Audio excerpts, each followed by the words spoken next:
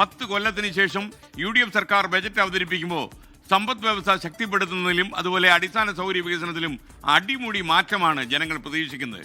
ഇന്ദിരാ ഗ്യാരണ്ടികളിലെ 4 പ്രഖ്യാപനങ്ങൾ നടപ്പാക്കൽ പ്രതീക്ഷയോടെ നോക്കുകയാണ് ജനങ്ങൾ. കിബിയിൽ ബജറ്റ് സ്വീകരിക്കുന്ന നിലപാടും രാഷ്ട്രീയ ആകാംക്ഷയായി ഇതിനകം മാറിയിട്ടുണ്ട്.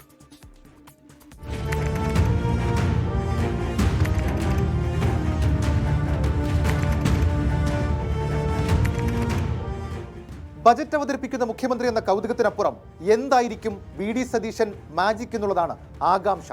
സാമ്പത്തിക പ്രതിസന്ധി കടുത്ത തലവേദനയാണ്. റവന്യൂ ഡെഫിസിറ്റ് ഗ്രാന്റ് ലഭിക്കാത്തതും പ്രതീക്ഷിച്ച വിഹിതം ധനക്കമ്മീഷനിൽ നിന്ന് ലഭിക്കാത്തതും പ്രതിസന്ധിയാണ്. അതിനാൽ തന്നെ തനതു വരുമാനം കൂട്ടിയേ പറ്റൂ. അധിക നികുതി ഏർപ്പെടുത്തുന്നതിന് പരിമിതിയുണ്ട്. നികുതി ചോർച്ച അടച്ച് വരുമാനം വർദ്ധിപ്പിക്കുന്നതിലാകും ആദ്യ ശ്രദ്ധ. GST വകുപ്പിനെ പുനഃസംഘടിപ്പിച്ച നികുതി പിരിവ് കൂടുതൽ കാര്യക്ഷമമാക്കും. നികുതിയേതര വരുമാനം കൂട്ടാനുള്ള നടപടികളും ബജറ്റിലുണ്ടാകും.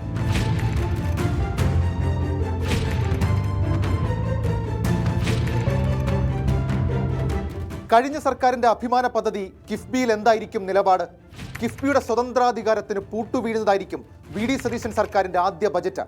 മോട്ടോർ വാഹന നികുതിയും ഇന്ധന സെസ്സും നേരിട്ട് കിഫ്ബിക്ക് നൽകുന്നത് നിർത്തലാക്കും. ഇതിനായി കിഫ്ബി നിയമത്തിൽ ഭേദഗതി കൊണ്ടുവരും. കിഫ്ബി സ്വന്തം നിലയ്ക്ക് വായ്പ എടുക്കുന്നതും അവസാനിപ്പിക്കും. റോഡുകൾ, പാലങ്ങൾ, സ്കൂൾ, ആശുപത്രി കെട്ടിടങ്ങൾ തുടങ്ങിയ അടിസ്ഥാന സൗകര്യ വികസന പദ്ധതികൾ കിഫ്ബിക്ക് കൈമാറുന്ന പതിവ് രീതിയും അവസാനിക്കും. ഇന്ദിരാ ഗ്യാരണ്ടികളിൽ 2 നടപ്പിലാക്കി. പ്രിയദർശിനി സൗജന്യ യാത്രയും വയോജന വകുപ്പും.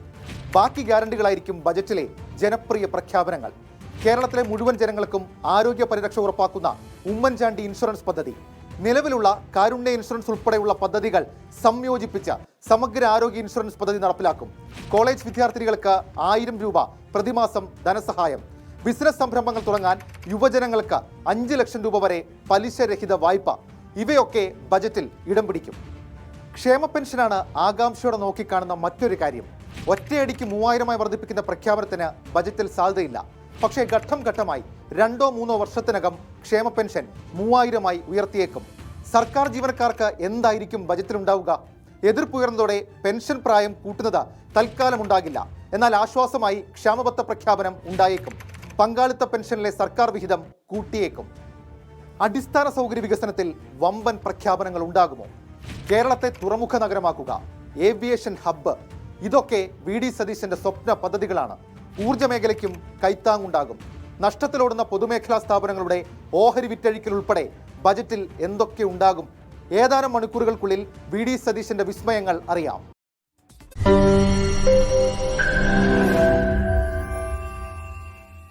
ലോകത്തെവിടെയായാലും ഏത് സമയത്തും 24 വാർത്തകളും ഓഗ്മെന്റഡ് റിയാലിറ്റി പാക്കേജുകളും എക്സ്പ്ലെയിനറുകളും വിശദമായി കാണാൻ ഞങ്ങളുടെ YouTube ചാനൽ നിങ്ങൾക്ക് സബ്സ്ക്രൈബ് ചെയ്യാം.